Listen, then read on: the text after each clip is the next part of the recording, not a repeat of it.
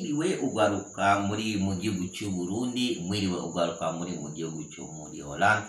Mu mazina nitwa Jean Seguin Kakoriru, abani nyambukira y'i Burundi mu gihugu cy'u Hollande. Twungiye turabahaye kaze muri iki kiganiro twise turi kumwe twese turashoboye.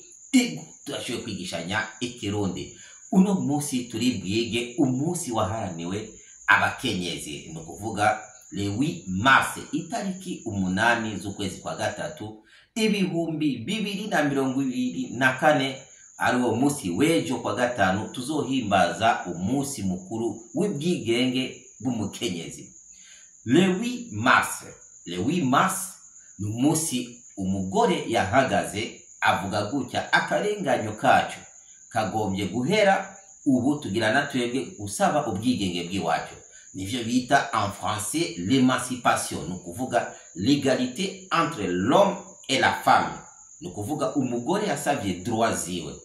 Muri izo droit harimo kugira ijambo mu nzego, harimo kugira ijambo mu bisata vyose, yabari muri education, yabari mu gisoda, ahantu hose muri fonction publique umugore nawe akaba arimo. Mu association n'ibindi byose umugore yasabye yuko nawe agira ijambo, akagira ahantu nawe yashobora. Menya yuko umugore wa kera ntiyaja ku kazi, ariko abubu nabone barafise droit yo kuja ku kazi. Menya yuko umugore wa kera nta mwanya yarafise wo gusohoka kugira agire ubwigenge ido nido, ntiyarafise ijambo. Ariko umugore wa kubu muri droit ziwe arafise ijambo, arafise no gusohoka hanze akaja kuryoherwa atari kumwe n'umufasha wiwe.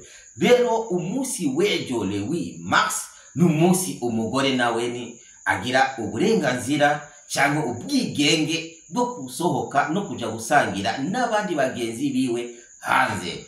Abakenyezi mwese aho muri turabifurije umunsi mwiza wa le 8 mars, no kuvuga itariki 8 z'ukwezi kwa gatatu. Turawubifurije muze muyigine neza idonido, mutibagira twebwe muzamusize imuhira abafasha banyu.